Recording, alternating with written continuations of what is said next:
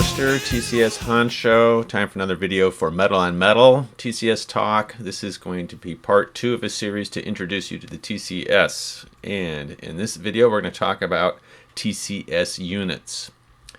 Here are the topics we'll cover: the unit types in the TCS, the different target and fire types, how multi-step counters work, how you read the counters, modes and their effects. Units have 2 modes, and then stacking.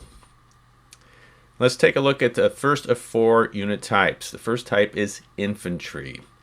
These units represent infantry platoons, engineers, alarm. They contain 5 steps, unless there's a special game-specific rule for a smaller one. One feature about infantry units is that they add to their fire strength. The fire strength is this first number here, and at range 0 they add the number of steps to that strength, and at range 1 they add half the number of steps. These units are affected by morale. This is the value on the right, and they can make what are called AT rolls. That's close combat attacks against hard targets like tanks, hence anti-tank, but also other targets like infantry guns or AT guns, and they can also breach minefields. The next unit type is weapons. This is the second type. These represent sections, generally 2 to 3 weapons. IGs are infantry guns or ATs, such as this counter here. These are 1-step point targets. We'll talk about point targets in a second, but they contain 1 step each. However, there is another class of weapon types that are A targets. They have a white value here, and they are 2 steps unless otherwise mentioned in the specific rules. Those are used mainly for machine guns, MGs, and mortar units. These weapons units are affected by morale. Sometimes it's given as a value, and we'll talk about later. Sometimes this black target thing shows that it's a point target, and it's considered to have a morale of 3 automatically. These units cannot make anti-tank rolls. They don't have infantry with bazookas and hand grenades and explosives. The third type, one of the most exciting types, are vehicles. These can represent single vehicles, such as this counter here. Sometimes they represent multiple vehicles, and they'll have a red value right here that shows the number of vehicles in that counter. That shows sort of a move in the TCS. Originally, each counter was 1 vehicle. As the games got bigger, as we started incorporating more armor actions, we started having a lot more tanks, and it became easier to group them into tank platoons. So, represent tanks, tank destroyers, that sort of thing. Sometimes just armored cars or half-tracks converted to fighting vehicles, like you see in this counter here. These tend to be point fires, but not always, and we'll explain that in a second. Vehicles can overrun other targets, that is, they can move through it and do sort of a pass-through attack. They are subject not to normal infantry morale. They don't make morale rolls, but they do have this thing called vehicle morale, which we'll talk about later, where whole formations may decide it's better to be elsewhere. And they can use what are called vehicle impulses. They can move partial turns during a turn, and we'll explain that in a future video. The last of the 4 types are carriers. These are wagons or half-tracks or trucks whose primary purpose is to carry other units, either by actually carrying them within the vehicle or towing them. They tend to be somewhat protected targets, not always. We'll talk about target types in a second. They are allowed to overrun, although it's generally a pretty bad idea to do that. They are not subject to morale. They can tow weapon units, not machine guns, but they can tow things like anti-tank guns or infantry guns, and they don't use vehicle impulses, so they're not as flexible as vehicle units. They're really designed to haul other units around, not go out there and fight themselves. We mentioned 2 different firing types, and those depend on whether the weapon system involved is aimed at a specific target or aimed at sort of spraying and blowing up a general area. The first type are P fires, point fires. These are weapons that are aimed at specific individual targets, and point fires can penetrate tank armor in this game. So these are things that have anti-tank rounds, or at least the ability to inflict serious damage on a tank. That's shown here in yellow, 2 different point fires. One's an AT gun, one is a tank itself.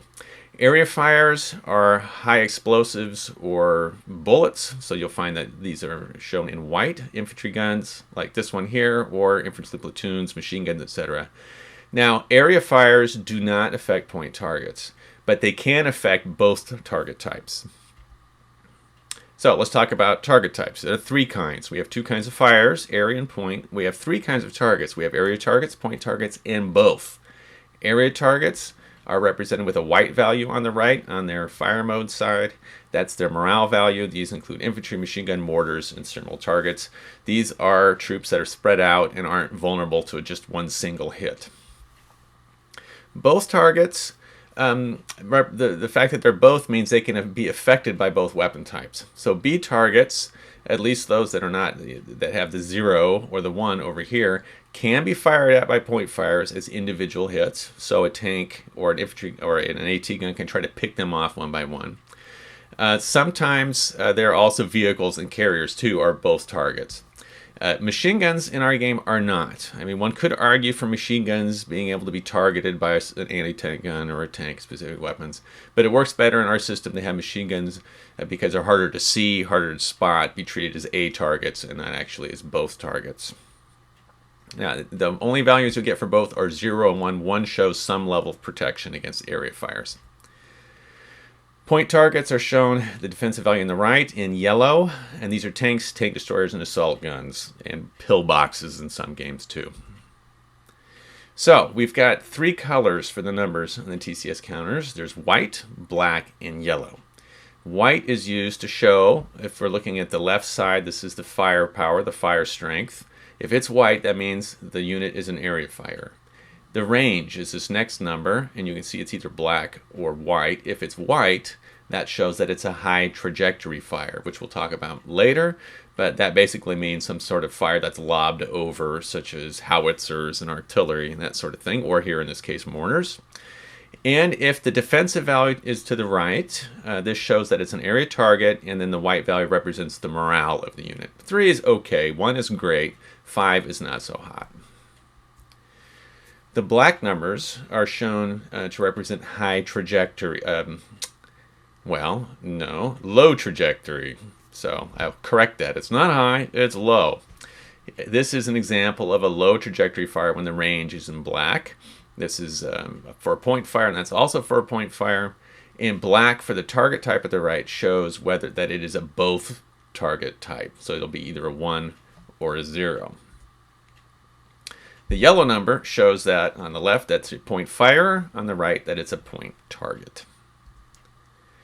So let's talk about modes. Each unit counter can be flipped over. These don't represent step losses. They show one of the 2 different modes a unit can be in. It can be in fire mode, or it can be at move mode. And you might guess from the names, fire mode is for firing and move mode is for moving. To change, it depends on what type of unit it is. One of the 4 types. Is it an infantry platoon, a vehicle? Is it a weapons section of some sort of carrier? For infantry units, it is free to change from move to fire. Infantry seem quite happy to jump into cover very rapidly. Doesn't cost any movement points. To move from fire move to move mode, to organize to move out, costs 1/2 the movement allowance. You can see that the values change on the front of the counter. This is the fire mode side, and the back of the counter. On the fire mode side, this is fire, strength, range, and morale. On the back, this is movement. You'll also see an arrow on sort of newer TCS games. The morale value is the same as it is on this other side. Weapons mode units work about the same. It costs the same. Moving to fire mode is free. Moving to move mode is 1/2 the movement allowance. You'll notice here that rather than a morale value, this is a point target, so it's going to be a 0 instead. Point targets with the 0 defense strength automatically have a morale of 3. It's not indicated on the counter, you just know that. On the back, some weapons units will have 2 units here. This is obviously not the range because it's not firing. This shows that there's 2 ways to move. There's either foot movement, which is marked in white, or there is vehicle movement, and this here is going to be wheeled movement, which is marked in black.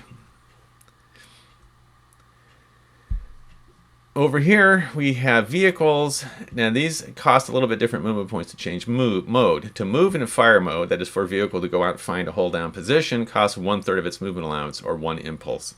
But to sort of get out of its hold down position and move off is free. So it's sort of the inverse of those weapons units and those infantry units. You have to remember that moving to fire mode costs these guys movement points, whereas moving to move mode for the other ones, it costs them fire points.